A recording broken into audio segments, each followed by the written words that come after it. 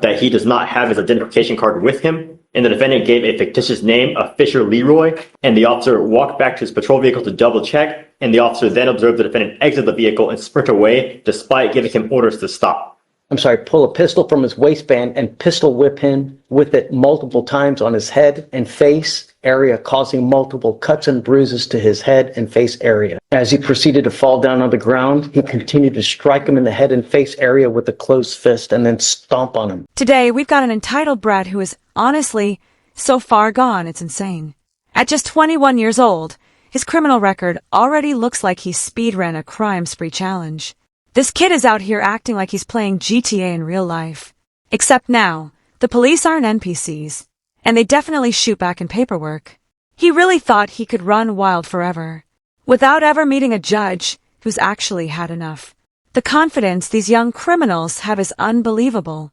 Like the world is just one giant side mission, for their personal entertainment. Today, that confidence is about to meet a giant legal brick wall. Is this finally the moment reality punches him harder than he ever punched his victims? Let's dive in. Sir, you were charged with evading arrest or detention. On that case, you're facing up to a year in jail and or a $4,000 fine. You're also charged with failure to identify oneself to a peace officer while being a fugitive from justice. That kicks it up to a Class A, so you're also facing a year and or a $4,000 fine on those cases as well. We're going to do probable cause. You have the right to remain silent. Anything you say can and will be used against you. You have the right to have an attorney present. If you cannot afford one, one will be appointed to you, sir. Yes, Judge. On January 31st, 2025, the officer observed the defendant's vehicle run a red signal light at the 3400 block of Live Oak Street in Harris County, Texas. The officer further observed the vehicle completely fail to stop at a red signal light. The officer made contact with the defendant, who was observed to be behind the driver's seat of the vehicle, and the defendant stated that he does not have his identification card with him, and the defendant gave a fictitious name of Fisher Leroy, with date of birth January 1st, 2006. The officer ran the name through NCIC and found a DPS picture that does not remotely resemble the defendant.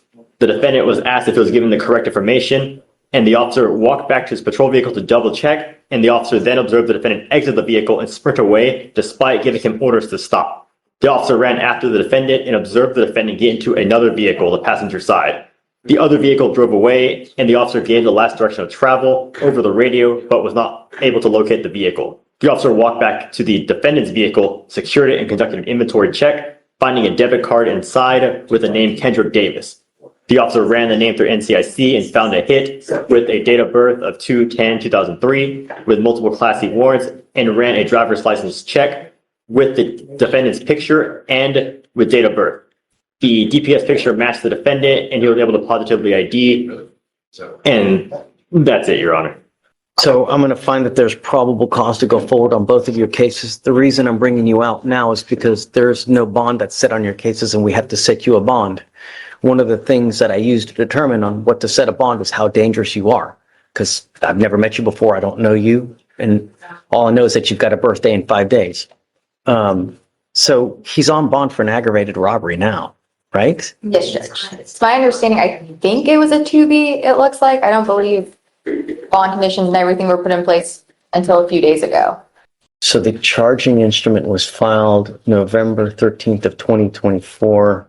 I think that you may well be right. In that case, it says here, Kendrick Rashard Davis, hereinafter styled the defendant heretofore on or about August 12th, 2024, did then and there unlawfully while in the course of committing a theft of property owned by yada, yada, yada, with intent to obtain and maintain control, intentionally and knowingly cause bodily injury to the complaining witness by using and exhibiting a deadly weapon, namely a firearm. Complainant McSweeney advised that defendant Davis proceeded to pull a pistol from his waistband and pistol whip him with it multiple times on his head and face area, causing multiple cuts and bruises to his head and face area.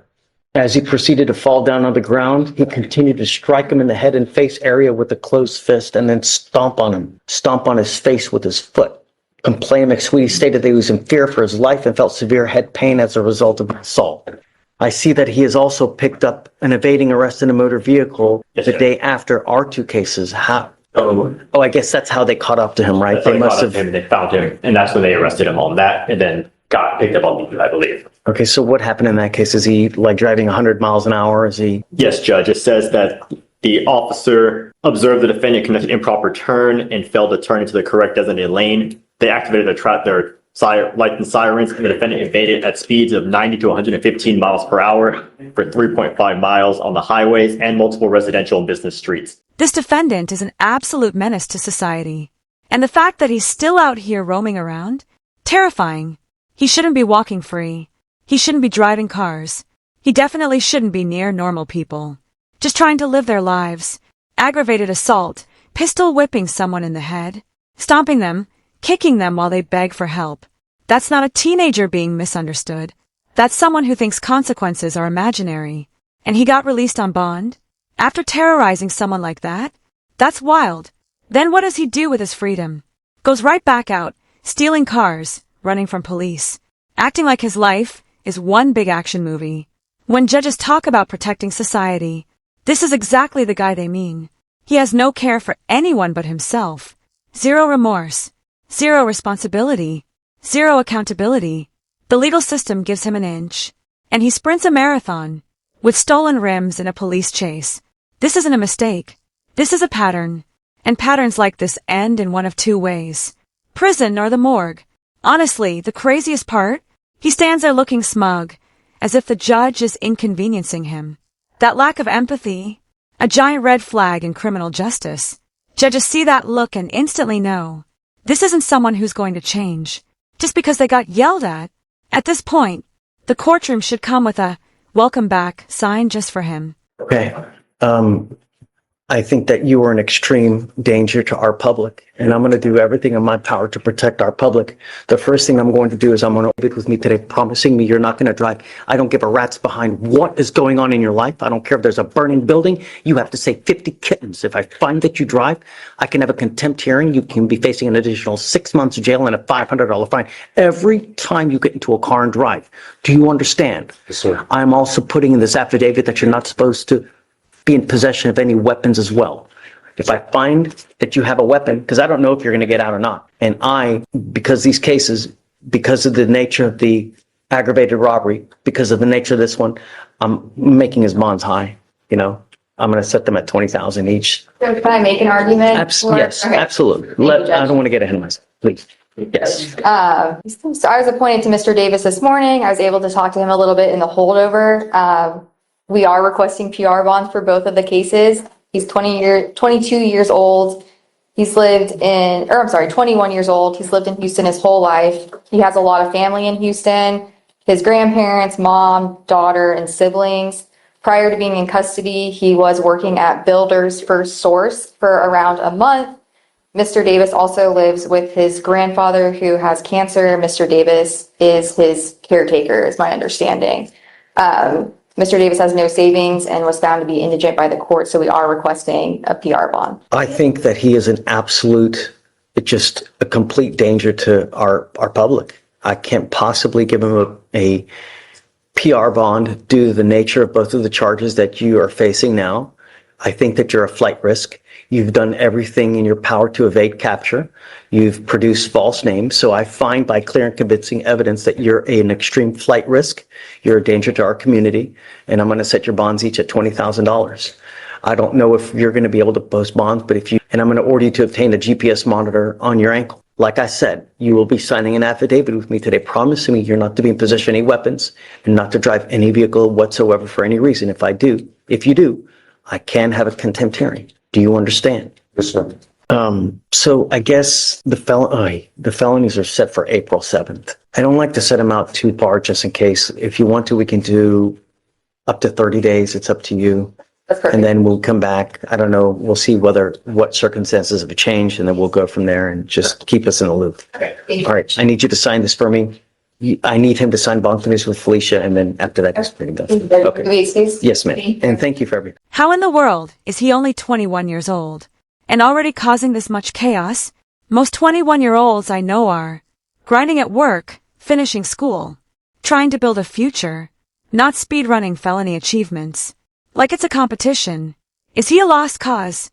Or is there actually a chance he wakes up one day and realizes this lifestyle ends in handcuffs or worse?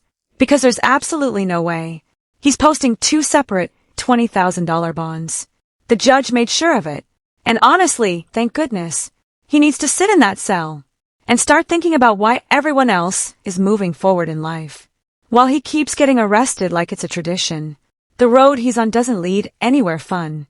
Concrete walls, metal doors, a number instead of a name. So what makes these young offenders so reckless? No fear, no remorse, just destruction. And at some point, society can't keep giving them chances, while everyone else suffers. So what do you think? Is this a turning point? Or will we see the same kid in another courtroom video a few months from now? Let me know your thoughts down below. Thanks so much for watching. And don't forget to like and subscribe.